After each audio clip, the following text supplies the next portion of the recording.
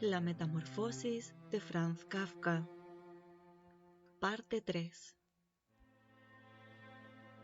La grave herida de Gregorio, cuyos dolores soportó más de un mes, la manzana permaneció empotrada en la carne como recuerdo visible, ya que nadie se atrevía a retirarla. Pareció recordar incluso al padre que Gregorio, a pesar de su triste y repugnante forma actual, era un miembro de la familia a quien no podía tratarse como a un enemigo, sino frente al cual el deber familiar era aguantarse la repugnancia y resignarse, nada más que resignarse. Y si Gregorio ahora, por culpa de su herida, probablemente había perdido agilidad para siempre y por lo pronto necesitaba para cruzar su habitación como un viejo inválido largos minutos, no se podía ni pensar en arrastrarse por las alturas. Sin embargo, en compensación por este empeoramiento de su estado, recibió, en su opinión, una reparación más que suficiente.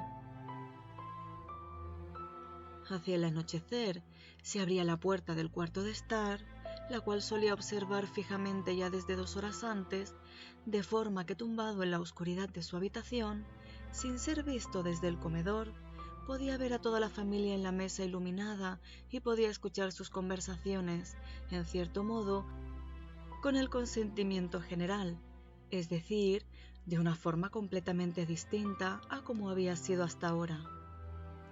Naturalmente, ya no se trataba de las animadas conversaciones de antaño en las que Gregorio, desde la habitación de su hotel, siempre había pensado con cierta nostalgia cuando cansado tenía que meterse en la cama húmeda.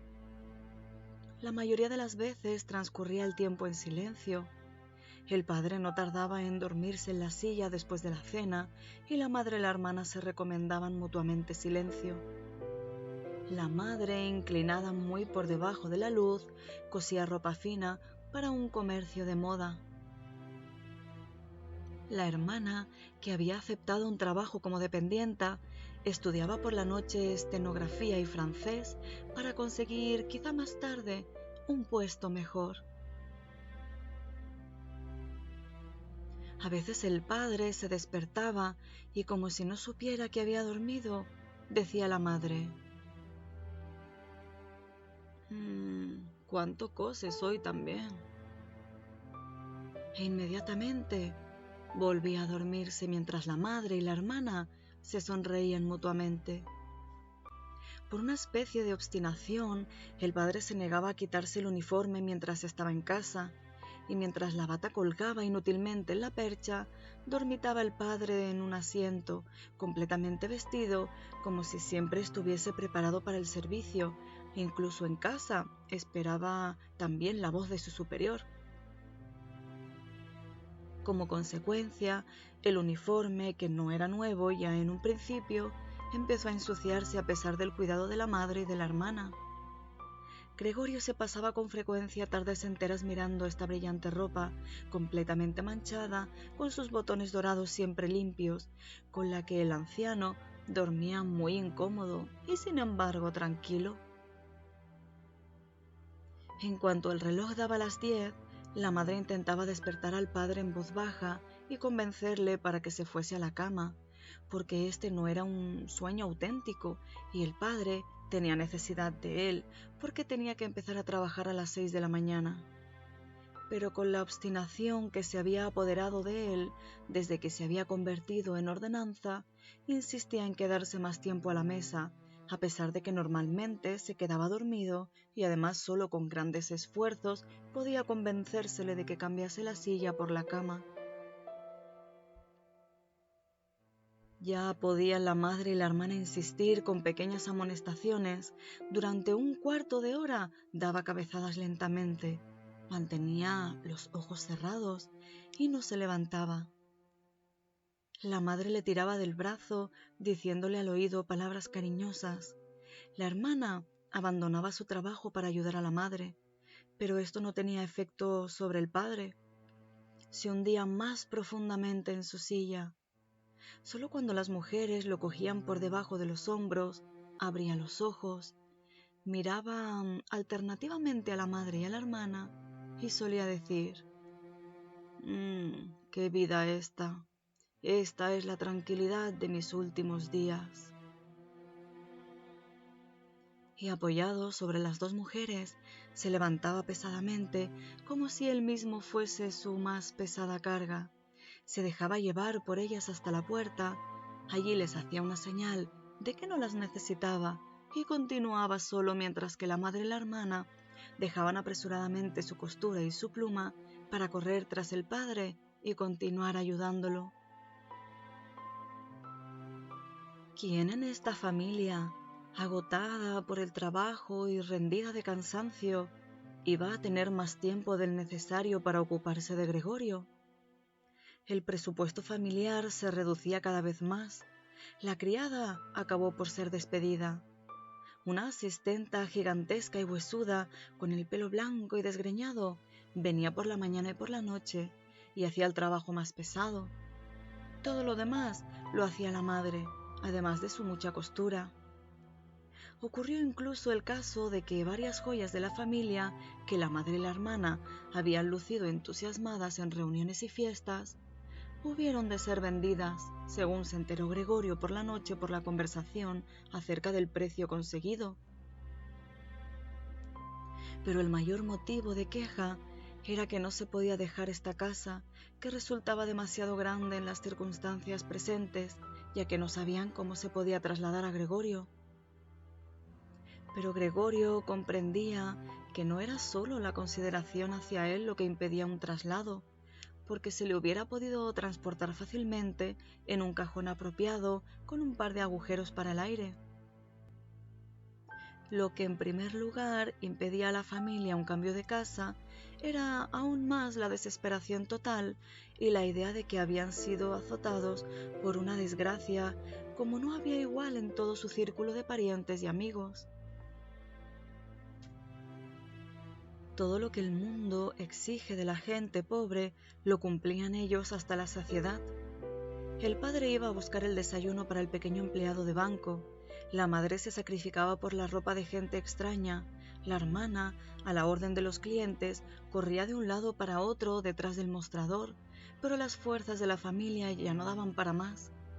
La herida de la espalda comenzaba otra vez a dolerle a Gregorio como recién hecha cuando la madre y la hermana, después de haber llevado al padre a la cama, regresaban, dejaban a un lado el trabajo, se acercaban una a otra, sentándose muy juntas.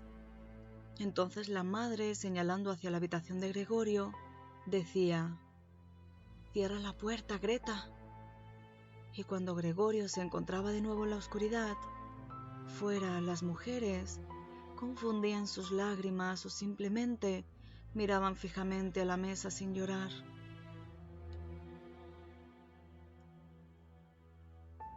Gregorio pasaba las noches y los días casi sin dormir. A veces pensaba que la próxima vez que se abriese la puerta, él se haría cargo de los asuntos de la familia como antes. En su mente aparecieron de nuevo, después de mucho tiempo, el jefe y el encargado, los dependientes y los aprendices, el mozo de los recados tan corto de luces, 2, 3 amigos de otros almacenes, una camarera de un hotel de provincias, un recuerdo amado y fugaz, una cajera de una tienda de sombreros a quien había hecho la corte seriamente, pero con demasiada lentitud. Todos ellos aparecían mezclados con gente extraña o ya olvidada, pero en lugar de ayudarle a él y a su familia, todos ellos eran inaccesibles, y Gregorio se sentía aliviado cuando desaparecían. Pero después ya no estaba de humor para preocuparse por su familia, solamente sentía rabia por el mal cuidado de que era objeto, y a pesar de que no podía imaginarse algo que le hiciese sentir apetito, hacía planes sobre cómo podría llegar a la despensa para tomar de allí lo que quisiese, incluso aunque no tuviese hambre alguna.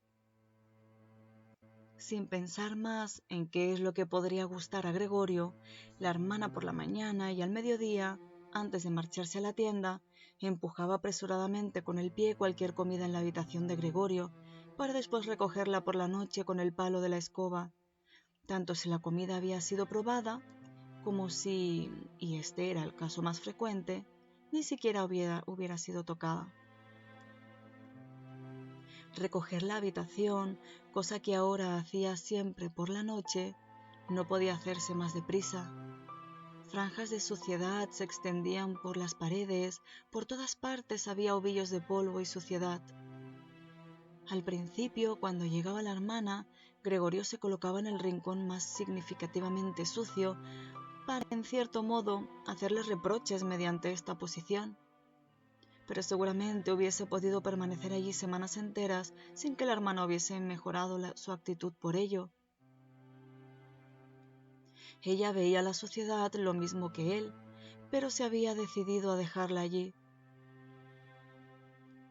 Al mismo tiempo, con una susceptibilidad completamente nueva en ella y que en general se había apoderado de toda la familia, ponía especial atención en el hecho de que se reservase solamente a ella el cuidado de la habitación de Gregorio. En una ocasión la madre había sometido la habitación de Gregorio a una gran limpieza que había logrado solamente después de utilizar varios cubos de agua. La humedad, sin embargo, también molestaba a Gregorio, que yacía extendido, amargado e inmóvil sobre el canapé. Pero el castigo de la madre no se hizo esperar, porque apenas había notado la hermana por la tarde el cambio en la habitación de Gregorio, cuando, herida en lo más profundo de sus sentimientos, corrió al cuarto de estar, y a pesar de que la madre suplicaba con las manos levantadas, rompió en un mar de lágrimas que los padres... El padre se despertó sobresaltado en su silla. Al principio observaban asombrados y sin poder hacer nada, hasta que también ellos comenzaron a sentirse conmovidos. El padre a su derecha reprochaba a la madre que no hubiese dejado al cuidado de la hermana la limpieza de la habitación de Gregorio. A su izquierda decía a gritos la hermana que nunca más volvería a limpiar la habitación de Gregorio, mientras que la madre intentaba llevar al dormitorio al padre, que no podía más de la irritación. La hermana, sacudida por los sollozos, golpeaba la mesa con sus pequeños puños, y Gregorio silbaba de pura rabia porque a nadie se le ocurría cerrar la puerta para ahorrarle este espectáculo y este ruido. Pero incluso si la hermana, agotada por su trabajo, estaba ya harta de cuidar de Gregorio como antes, tampoco la madre tenía que sustituirla y no era necesario que Gregorio hubiese sido abandonado, porque para eso estaba la asistenta, esa vieja viuda que en su larga vida debía haber superado lo peor con la ayuda de su fuerte constitución. No sentía repugnancia alguna por Gregorio. Sin sentir verdadera curiosidad, una vez había abierto por casualidad la puerta de la habitación de Gregorio y al verle se quedó parada, asombrada, con los brazos cruzados, mientras éste, sorprendido y a pesar de que nadie le perseguía, comenzó a correr de un lado a otro. Desde entonces no perdía la oportunidad de abrir un poco la puerta por la mañana y por la tarde para echar un vistazo a la habitación de Gregorio. Al principio le llamaba hacia ella con palabras que, probablemente, consideraba amables como «Ven aquí, viejo escarabajo pelotero» o «Miren al viejo escarabajo pelotero». Gregorio no contestaba nada a tales llamadas, sino que permanecía inmóvil en su sitio como si la puerta no hubiese sido abierta. Si se le hubiese ordenado a esa asistenta que limpiase diariamente la habitación en lugar de dejar que le molestase inútilmente a su antojo. Una vez por la mañana temprano, una intensa lluvia golpeaba los cristales, quizá como signo de la primavera que ya se acercaba, cuando la asistenta empezó otra vez con sus improperios. Gregorio se enfureció tanto que se dio la vuelta hacia ella como para atacarla, pero de forma lenta y débil. Sin embargo, la asistenta, en vez de asustarse, alzó simplemente una silla que se encontraba cerca de la puerta, y tal como permanecía allí, con la boca completamente abierta, estaba clara su intención de cerrar la boca solo cuando la silla que tenía en la mano acabase en la espalda de Gregorio. ¿Con qué nos seguimos adelante?», preguntó al ver que Gregorio se daba de nuevo la vuelta y volvió a colocar la silla tranquilamente en el rincón. Gregorio ya no comía casi nada. Solo si pasaba por casualidad al lado de la comida tomaba un bocado para jugar con él en la boca. Lo mantenía allí horas y horas, y la mayoría de las veces acababa por escupirlo. Al principio pensó que lo que le impedía comer era la tristeza por el estado de su habitación, pero precisamente con los cambios de la habitación se reconcilió muy pronto. Se habían acostumbrado a meter en esta habitación cosas que no podían colocar en otro sitio. Y ahora había muchas cosas de estas porque una de las habitaciones de la casa había sido alquilada a 3 huéspedes. Estos señores tan severos, los 3 tenían barba, según pudo comprobar Gregorio por una rendija de la puerta, ponían especial atención en el orden, no solo ya de su habitación, sino de toda la casa, puesto que se habían instalado aquí y especialmente en el orden de la cocina. No soportaban trastos inútiles ni mucho menos sucios. Además habían traído una gran parte de sus propios muebles. Por ese motivo sobraban muchas cosas que no se podían vender ni tampoco se querían tirar. Todas estas cosas acababan en la habitación de Gregorio. Lo mismo ocurrió con el cubo de la ceniza y el cubo de la basura de la cocina. La asistenta, que siempre tenía mucha prisa, arrojaba simplemente en la habitación de Gregorio todo lo que, de momento, no servía. Por suerte, Gregorio solo veía, la mayoría de las veces, el objeto correspondiente y la mano que lo sujetaba. La asistenta tenía, quizá, la intención de recoger de nuevo las cosas cuando hubiese tiempo y oportunidad, o quizá tirarlas todas de una vez, pero lo cierto es que todas se quedaban tiradas en el mismo lugar en que habían caído al arrojarlas, a no ser que Gregorio se moviese por entre los trastos y los pusiese en movimiento. Al principio obligado a ello porque no había sitio libre para arrastrarse, pero más tarde, con creciente satisfacción, a pesar de que después de tales paseos acababa mortalmente agotado y triste, durante horas permanecía inmóvil. Como los huéspedes a veces tomaban la cena en el cuarto de estar, la puerta permanecía algunas noches cerrada, pero Gregorio renunciaba gustoso a abrirla. Incluso algunas noches en las que había estado abierta no se había aprovechado de ello, sino que sin que la familia lo notase, se había tumbado en el rincón más oscuro de la habitación. Pero en una ocasión, la asistenta había dejado un poco abierta la puerta que daba al cuarto de estar, y se quedó abierta incluso cuando los huéspedes llegaron, y se dio la luz.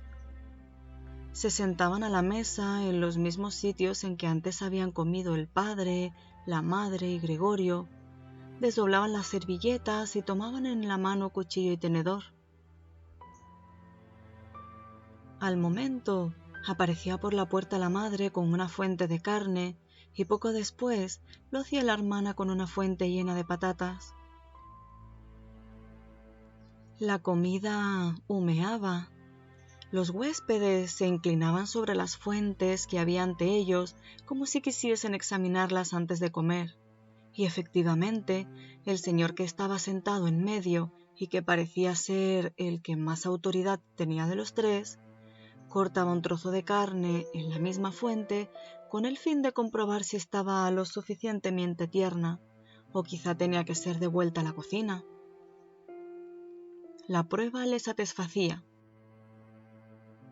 La madre y la hermana, que habían observado todo con impaciencia, comenzaban a sonreír respirando profundamente. La familia comía en la cocina. A pesar de ello, el padre, antes de entrar en esta, entraba en la habitación y con una sola reverencia y la gorra en la mano, daba una vuelta a la mesa. Los huéspedes se levantaban y murmuraban algo para el cuello de la camisa. Cuando ya estaban solos, comían casi en absoluto silencio. A Gregorio le parecía extraño el hecho de que de todos los variados ruidos de la comida, una y otra vez se escuchasen los dientes al masticar. como si con ello quisieran mostrarle a Gregorio que para comer se necesitan los dientes y que aun con las más hermosas mandíbulas, sin dientes no se podía conseguir nada. Pero si yo no tengo apetito, se decía Gregorio preocupado. Pero me apetecen estas cosas. ¿Cómo comen los huéspedes si yo me muero? Precisamente aquella noche, Gregorio no se acordaba de haberlo oído en todo el tiempo, se escuchó el violín. Los huéspedes ya habían terminado de cenar, el de en medio había sacado un periódico, les había dado una hoja a cada uno de los otros dos, y los tres fumaban y leían echados hacia atrás. Cuando el violín comenzó a sonar, escucharon con atención, se levantaron y de puntillas fueron hacia la puerta del vestíbulo, en la que permanecieron quietos de pie, apretados unos junto a otros. Desde la cocina se les debió oír porque el padre gritó: ¿Les molesta a los señores la música? Inmediatamente puede dejar de tocarse. Oh, no, al contrario, dijo el señor de en medio. ¿No desearía la señorita entrar con nosotros y tocar aquí en la habitación, donde es mucho más cómodo y agradable? Naturalmente, exclamó el padre, como si el violinista fuese él mismo. Los señores regresaron a la habitación y esperaron. Pronto llegó el padre con el atril, la madre con la partitura y la hermana con el violín. La hermana preparó con tranquilidad todo lo necesario para tocar. Los padres, que nunca antes habían alquilado habitaciones y por ello exageraban la amabilidad con los huéspedes, no se atrevían a sentarse en sus propias sillas. El padre se apoyó en la puerta con la mano derecha colocada entre dos botones de la librea abrochada. A la madre le fue ofrecida una silla por uno de los señores, y como la dejó en el lugar en el que por casualidad la había colocado el señor, permanecía sentada en un rincón apartado. La hermana empezó a tocar. El padre y la madre, cada uno desde su lugar, seguían con atención los movimientos de sus manos. Gregorio, atraído por la música, había avanzado un poco hacia adelante y ya tenía la cabeza en el cuarto de estar. Ya apenas se extrañaba de que en los últimos tiempos no tenía consideración con los demás. Antes estaba orgulloso de tener esta consideración y precisamente ahora hubiese tenido mayor motivo para esconderse, porque como consecuencia del polvo que reinaba en su habitación y que volaba por todas partes al menor movimiento, él mismo estaba también lleno de polvo. Sobre su espalda y sus costados arrastraba consigo por todas partes hilos, pelos, restos de comida. Su indiferencia hacia todo era demasiado grande como para tumbarse sobre su espalda y restregarse contra la alfombra, tal como hacía antes varias veces al día. Y a pesar de este estado, no sentía vergüenza alguna de avanzar por el suelo impecable del comedor. Por otra parte, nadie le prestaba atención. La familia estaba completamente absorta en la música del violín. Por el contrario, los huéspedes, que al principio con las manos en los bolsillos se habían colocado demasiado cerca detrás del atril de la hermana, de forma que podían haber leído la partitura, lo cual sin duda tenía que estorbar a la hermana, hablando a media voz, con las cabezas inclinadas, se retiraron pronto hacia la ventana, donde permanecieron observados por el padre con preocupación.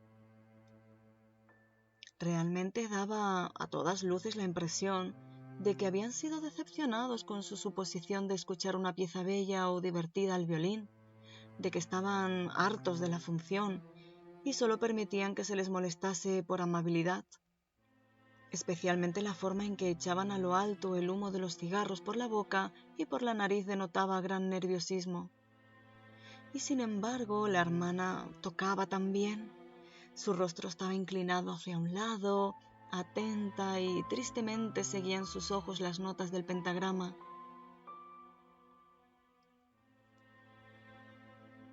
Gregorio avanzó un poco más y mantenía la cabeza pegada al suelo para quizá poder encontrar sus miradas. ¿Es que era ya una bestia a la que le emocionaba la música? Le parecía como si se le mostrase el camino hacia el desconocido y anhelado alimento. Estaba decidido a acercarse hasta la hermana, tirarle de la falda y darle así a entender que ella podía entrar con su violín en su habitación, porque nadie podía recompensar su música como él quería hacerlo. No quería dejarla salir nunca de su habitación, al menos mientras él viviese. Su horrible forma le sería útil por primera vez. Quería estar a la vez en todas las puertas de su habitación y tirarse a los que le atacasen. Pero la hermana no debía quedarse con él por la fuerza, sino por su propia voluntad. Debería sentarse junto a él sobre el canapé, inclinar el oído hacia él, y él deseaba confiarle que había tenido la firme intención de enviarla al conservatorio y que si la desgracia no se hubiese cruzado en su camino la Navidad pasada, probablemente la Navidad ya había pasado, se lo hubiese dicho a todos sin preocuparse de réplica alguna.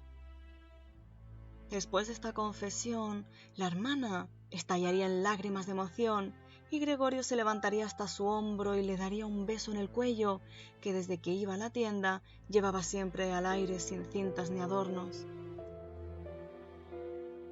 «Señor Samsa», gritó el señor de en medio al padre y señaló sin decir una palabra más con el índice hacia Gregorio, que avanzaba lentamente. El violín enmudeció. En un principio, el huésped de en medio sonrió a sus amigos moviendo la cabeza y a continuación miró hacia Gregorio. El padre, en lugar de echar a Gregorio, consideró más necesario, ante todo, tranquilizar a los huéspedes, a pesar de que ellos no estaban nerviosos en absoluto y Gregorio parecía distraerles más que el violín. Se precipitó hacia ellos e intentó, con los brazos abiertos, empujarles a su habitación y al mismo tiempo evitar con su cuerpo que pudiesen ver a Gregorio.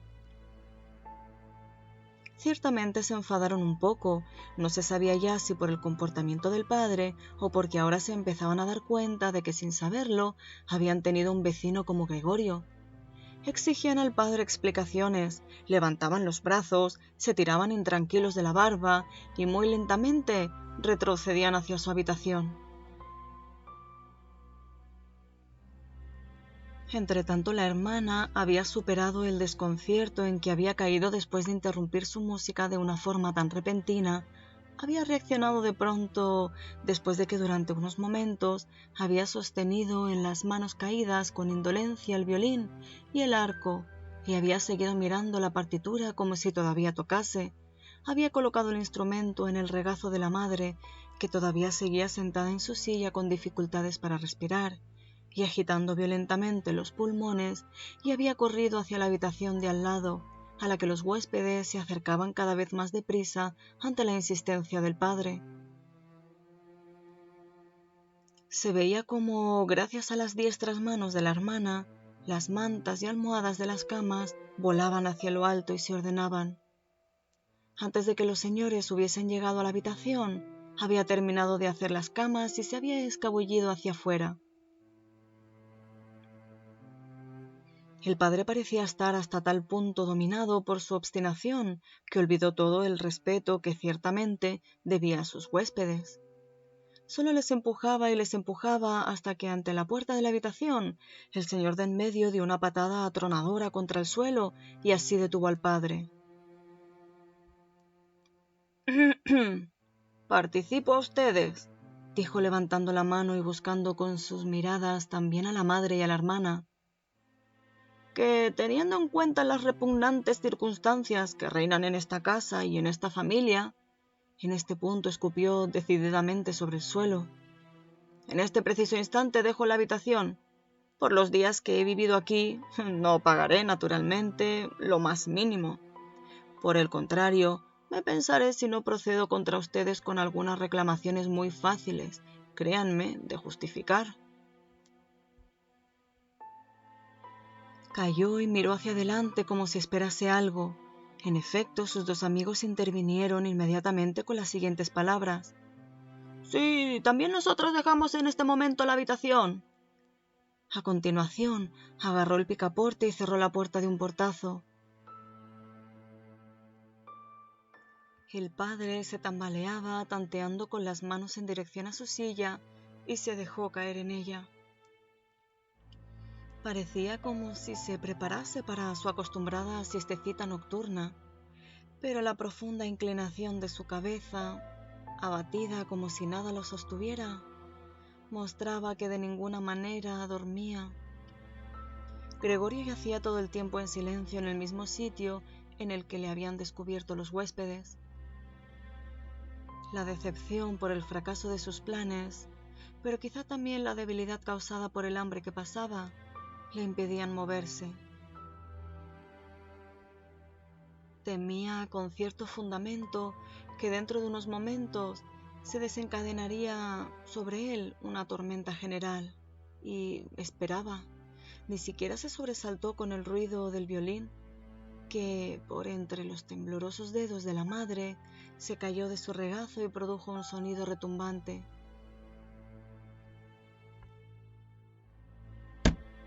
«Queridos padres», dijo la hermana, y como introducción dio un golpe sobre la mesa. «Esto no puede seguir así. Si ustedes no se dan cuenta, yo sí me doy. No quiero ante esta bestia pronunciar el nombre de mi hermano, y por eso solamente digo, tenemos que intentar quitárnoslo de encima. Hemos hecho todo lo humanamente posible por cuidarlo y aceptarlo. Creo que nadie puede hacernos el menor reproche». «Sí, tienes razón 1,000 veces», dijo el padre para sus adentros.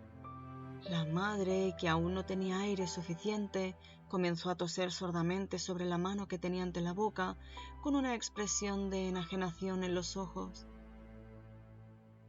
La hermana corrió hacia la madre y la sujetó la frente. El padre parecía estar enfrascado en determinados pensamientos. Gracias a las palabras de la hermana, se había sentado más derecho, jugueteaba con su gorra por entre los platos, que desde la cena de los huéspedes seguían en la mesa, y miraba de vez en cuando a Gregorio, que permanecía en silencio. «Tenemos que intentar quitárnoslo de encima», dijo entonces la hermana dirigiéndose solo al padre, porque la madre con su tos no oía nada. «Los va a matar a los dos, ya lo veo venir. Cuando hay que trabajar tan duramente como lo hacemos nosotros, no se puede. Además, soportar en casa este tormento sin fin. Yo tampoco puedo más». Y rompió a llorar de una forma tan violenta que sus lágrimas caían sobre el rostro de la madre, la cual lo secaba mecánicamente con las manos. «Pero hija», dijo el padre compasivo y con sorprendente comprensión, «¿qué podemos hacer?».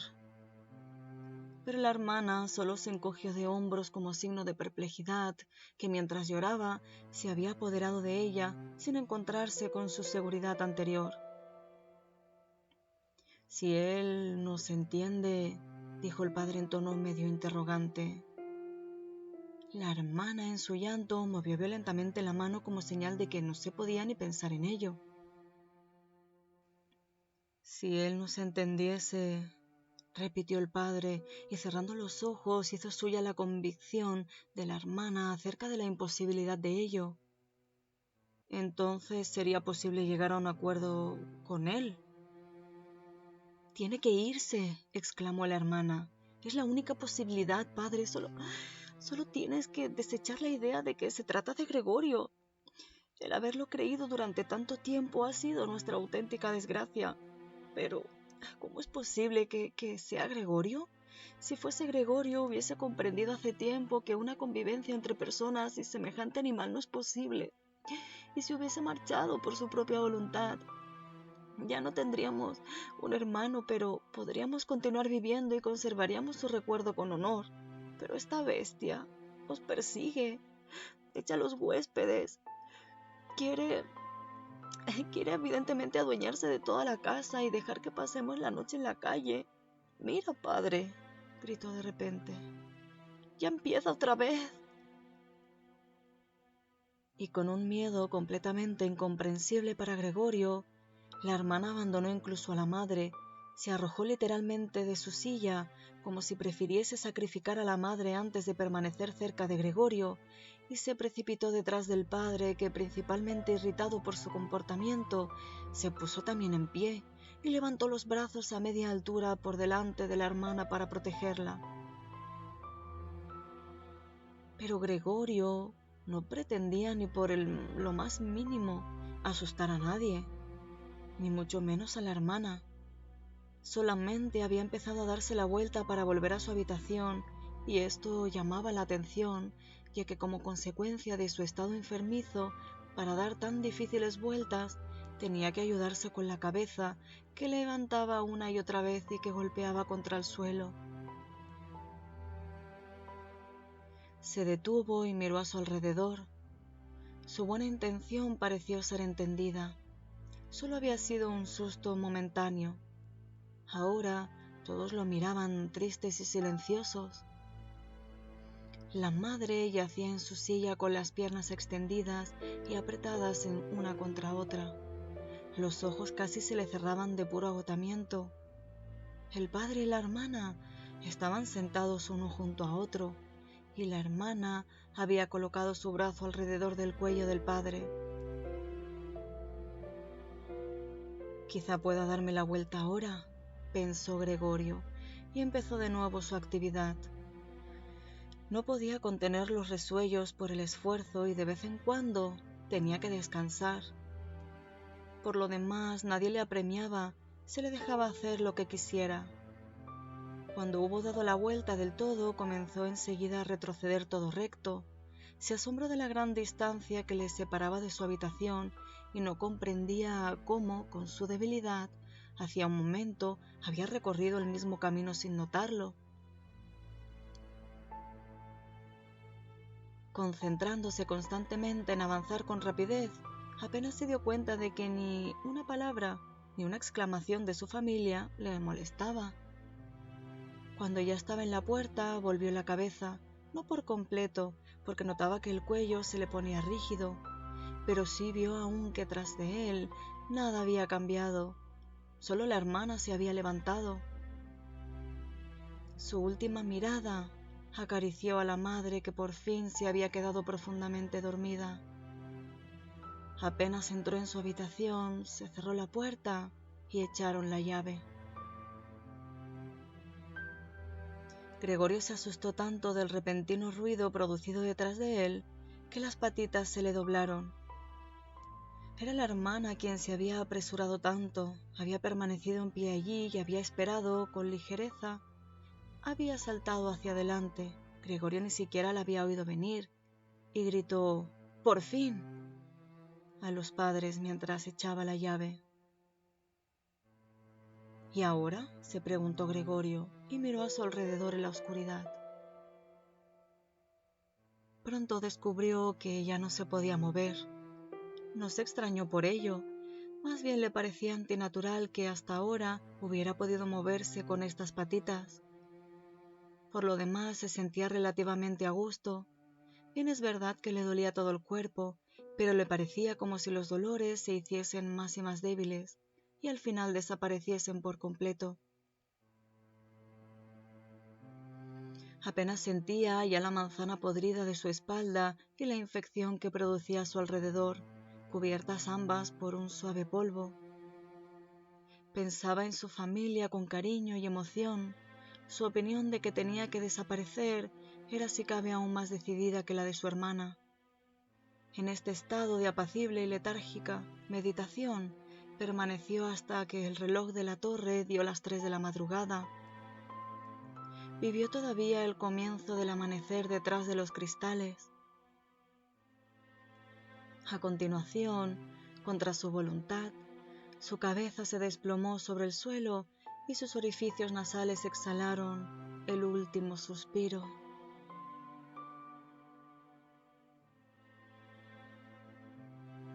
Cuando por la mañana temprano llegó la asistenta, de pura fuerza y prisa daba tales portazos que aunque repetidas veces se le había pedido que procurase evitarlo, desde el momento de su llegada era ya imposible concebir el sueño en toda la casa. Brada y breve visita a Gregorio, nada le llamó al principio la atención. Pensaba que estaba allí tumbado tan inmóvil a propósito y se hacía el ofendido. Le creía capaz de tener todo el entendimiento posible. Como tenía por casualidad la larga escoba en la mano, intentó con ella hacer cosquillas a Gregorio desde la puerta. Al no conseguir nada con ello, se enfadó y pinchó a Gregorio ligeramente, y solo cuando, sin que él opusiese resistencia, le había movido de su sitio, le prestó atención.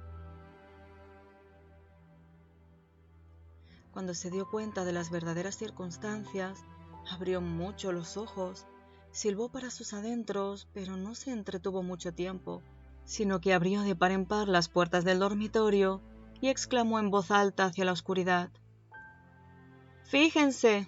¡Ha reventado! ¡Ahí está! ¡Ha reventado del todo!».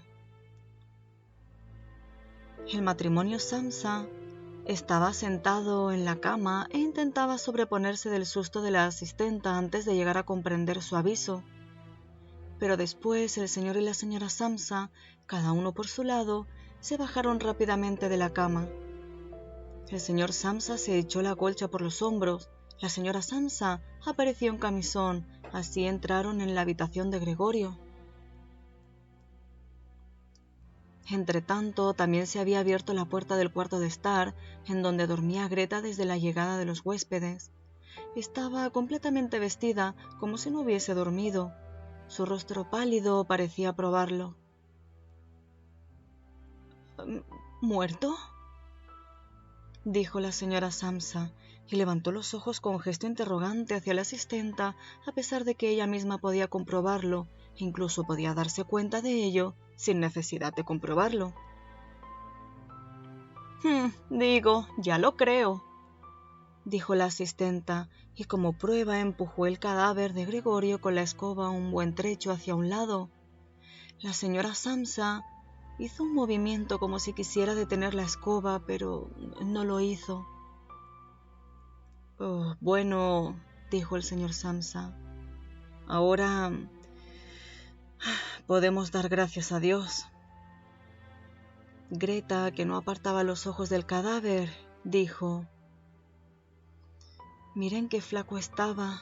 Ya hacía mucho tiempo que no comía nada. Las comidas salían tal como entraban». Efectivamente, el cuerpo de Gregorio estaba completamente plano y seco. Solo se daban realmente cuenta de ello ahora que ya no le levantaban sus patitas y ninguna otra cosa distraía la mirada. «Greta, cariño, ven un momento a nuestra habitación», dijo la señora Samsa con una sonrisa melancólica, y Greta fue al dormitorio detrás de los padres, no sin volver la mirada hacia el cadáver. La asistenta cerró la puerta y abrió del todo la ventana. A pesar de lo temprano de la mañana, ya había una cierta tibieza mezclada con el aire fresco. Ya era finales de marzo. Los tres huéspedes salieron de su habitación y miraron asombrados a su alrededor en busca de su desayuno. Se habían olvidado de ellos. «¿Dónde está el desayuno?», preguntó de mal humor el señor de en medio a la asistenta, pero ésta se colocó el dedo en la boca e hizo a los señores, apresurada y silenciosamente, señales con la mano para que fuesen a la habitación de Gregorio. Así pues fueron y permanecieron en pie, con las manos en los bolsillos de sus chaquetas algo gastadas, alrededor del cadáver, en la habitación de Gregorio, ya totalmente iluminada. Entonces se abrió la puerta del dormitorio y el señor Samsa apareció vestido con su librea, de un brazo su mujer y del otro su hija. Todos estaban un poco llorosos. A veces Greta apoyaba su rostro en el brazo del padre. «Salgan ustedes de mi casa inmediatamente», dijo el señor Samsa y señaló la puerta sin soltar a las mujeres. ¿Qué quiere usted decir?», dijo el señor de en medio algo aturdido y sonrió con cierta hipocresía. Los otros dos tenían las manos en la espalda y se las frotaban constantemente una contra otra, como si esperasen con alegría una gran pelea que tenía que resultarles favorable. «Quiero decir exactamente lo que digo», contestó el señor Samsa, dirigiéndose con sus acompañantes hacia el huésped. Al principio éste se quedó allí en silencio y miró hacia el suelo, como si las cosas se dispusiesen en un nuevo orden en su cabeza. «Pues entonces nos vamos», dijo después, y levantó los ojos hacia el señor Samsa, como si en un repentino ataque de humildad le pidiera incluso permiso para tomar esta decisión. El señor Samsa solamente asintió brevemente varias veces con los ojos muy abiertos. A continuación, el huésped se dirigió, en efecto, a grandes pasos hacia el vestíbulo. Sus dos amigos llevaban ya un rato escuchando con las manos completamente tranquilas y ahora daban verdaderos brincos tras de él, como si tuviesen miedo de que el señor Samsa entrase antes que ellos en el vestíbulo e impidiese el contacto con su guía. Ya en el vestíbulo, los tres cogieron sus sombreros del perchero, sacaron sus bastones de la bastonera, hicieron una reverencia en silencio y salieron de la casa. Con una desconfianza completamente infundada, como se demostraría después, el señor Samsa salió con las dos mujeres al rellano. Apoyados sobre la barandilla, veían cómo los tres, lenta pero constantemente, bajaban a la larga escalera. En cada piso desaparecían tras un determinado recodo y volvían a aparecer a los pocos instantes. Cuanto más abajo estaban, tanto más interés perdía la familia Samsa por ellos, y cuando un oficial carnicero, con la carga en la cabeza en una posición orgullosa, se les acercó de frente y luego cruzándose con ellos siguió subiendo, el señor Samsa abandonó la barandilla con las dos mujeres y todos regresaron aliviados a su casa. Decidieron utilizar aquel día para descansar e ir de paseo. No solamente se habían ganado esta pausa en el trabajo, sino que incluso la necesitaban a toda costa. Así pues, se sentaron a la mesa y escribieron 3 justificantes: el señor Samsa a su dirección, la señora Samsa al señor que le daba trabajo y Greta al dueño de la tienda. Mientras escribían, entró la asistenta para decir que ya se marchaba porque había terminado su trabajo de por la mañana. Los 3 que escribían solamente asintieron al principio sin levantar la vista. Cuando la asistenta no daba señales de retirarse, levantaron la vista enfadados.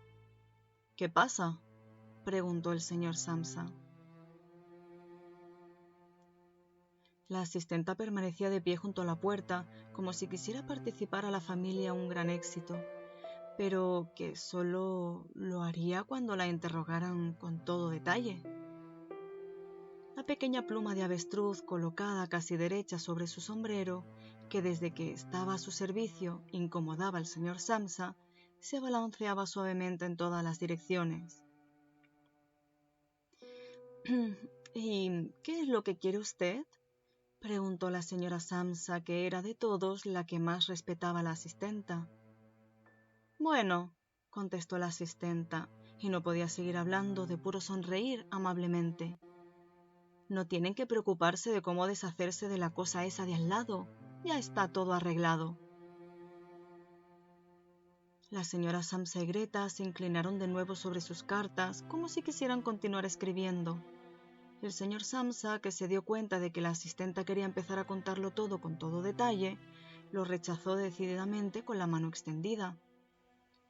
Como no podía contar nada, recordó la gran prisa que tenía. Gritó visiblemente ofendida: «¡Adiós a todos!». Se dio la vuelta con rabia y abandonó la casa con un portazo tremendo. «Esta noche la despido», dijo el señor Samsa, pero no recibió una respuesta ni de su mujer ni de su hija, porque la asistenta parecía haber turbado la tranquilidad apenas recién conseguida. Se levantaron, fueron hacia la ventana y permanecieron allí abrazadas. El señor Samsa se dio la vuelta en su silla hacia ellas y las observó en silencio un momento. Luego las llamó. «Venga, vamos, olviden de una vez las cosas pasadas y tengan un poco de consideración conmigo». Las mujeres lo obedecieron enseguida, corrieron hacia él, lo acariciaron y terminaron rápidamente sus cartas. Después los tres abandonaron la casa juntos, cosa que no habían hecho desde hacía meses, y se marcharon al campo, fuera de la ciudad en el tranvía. El vehículo en el que estaban sentados, solos, estaba totalmente iluminado por el cálido sol. Recostados cómodamente en sus asientos, hablaron de las perspectivas para el futuro y llegaron a la conclusión de que, vistas las cosas más de cerca, no eran malas en absoluto, porque los tres trabajos a este respecto todavía no se habían preguntado realmente unos a otros, eran sumamente buenos y especialmente muy prometedores para el futuro. Pero la gran mejoría inmediata de la situación tenía que producirse naturalmente con más facilidad con un cambio de casa. Ahora querían cambiarse a una más pequeña y barata, pero mejor ubicada y sobre todo más práctica que la actual, que había sido escogida por Gregorio. Mientras hablaban así, al señor y a la señora Samsa se les ocurrió casi al mismo tiempo, al ver a su hija cada vez más animada, que en los últimos tiempos, a pesar de las calamidades que habían hecho palidecer sus mejillas, se había convertido en una joven lozana y hermosa. Tornándose cada vez más silenciosos y entendiéndose casi inconscientemente con las miradas, pensaban que ya llegaba el momento de buscarle un buen marido, y para ellos fue como una confirmación de sus nuevos sueños y buenas intenciones, cuando al final de su viaje fue la hija quien se levantó primero y estiró su cuerpo joven.